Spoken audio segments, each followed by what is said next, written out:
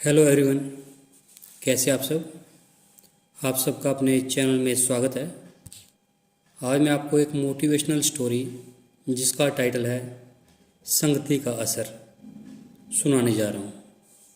तो स्टोरी कुछ इस प्रकार से है। एक बार एक राजा शिकार के उद्देश्य से अपने काफिले के साथ किसी जंगल से गुजर रहा था। दूर दूर तक शिकार नज़र नहीं आ रहा था। वे धीरे धीरे घनघोर जंगल में प्रवेश करते गए। अभी कुछ ही दूर गए थे कि उन्हें एक डाकुओं के छिपने की जगह दिखाई दी।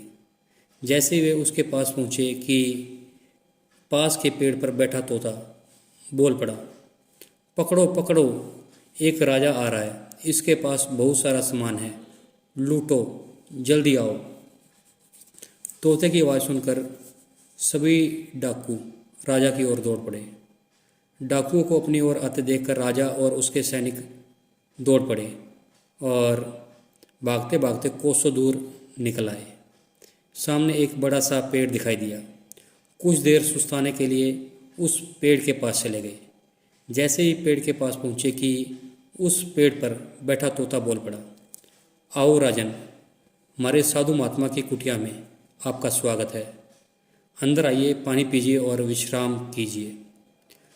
तोते की इस बात को सुनकर राजा हैरत में पड़ गए और सोचने लगे कि एक ही जाति के दो प्राणियों का व्यवहार इतना अलग अलग कैसे हो सकता है।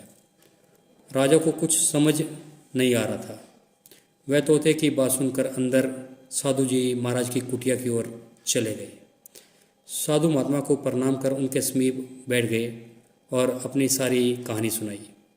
फिर धीरे से पूछा, ऋषिवर, इन दोनों तोतों के व्यवहार में आखिर इतना अंतर क्यों। साधु महात्मा धैर्य से सारी बात सुनी और बोले, ये कुछ नहीं राजन, बस संगति का असर है। डाकुओं के साथ रहकर तोता भी डाकुओं की तरह व्यवहार करने लगा और उनकी ही भाषा बोलने लगा।